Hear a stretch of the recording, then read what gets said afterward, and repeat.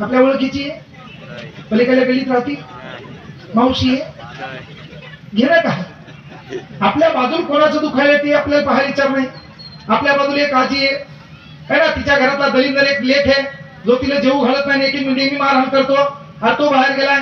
त्या आजीला आपण कधीतरी विचारलं का आजी जेवली का? हे विचारलं डॉक्टर बाबासाहेब आंबेडकरांचे. 140 कुटुंब या देशात उपाशी झोपत नाही, त्याचं कारण संविधान आहे. राशन येते ना, गहू येतो, तांदूळ येतो, शेतकऱ्याच्या जमिनीवर कोणता मायकाला कब्जा करू शकत नाही, कारण संविधान आहे. आणि जगता आलं असत तर ऐश करता आली असती. 1924 ला बाबासाहेब देशात आले ना, देशात आल्यावर इंग्रजांनी काय केलं?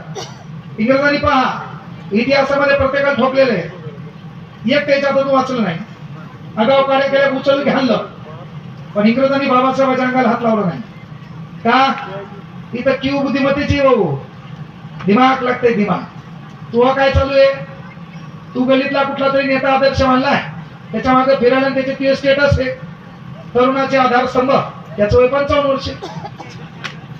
त्याला 2 मायक्रो अटॅक येऊन गेलेले पुन्हा, याचा आदर्श. त्याचा स्टेटस काय? करोडो की बस्ती में दिलदार हस्ती, लाखों दिलों की धडकन. या गावाची लोकसंख्या 550, लाखों दिलों की धडकन.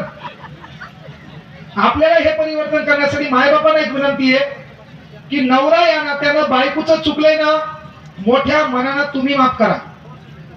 तिचं चुकलंय मोठ्या मनानं माफ करा, आणि तुमचं चुकलंय मोठ्या मनानं आपल्या घरात आपले लेकरं नसताना बायकोला माफी मागा. जर हा काळ बदलायचा असेल आणि आपल्याला ही चळवळ पुढे चालू ठेवायची असेल तर, नाही तर कोणी येणार तुम्हाला?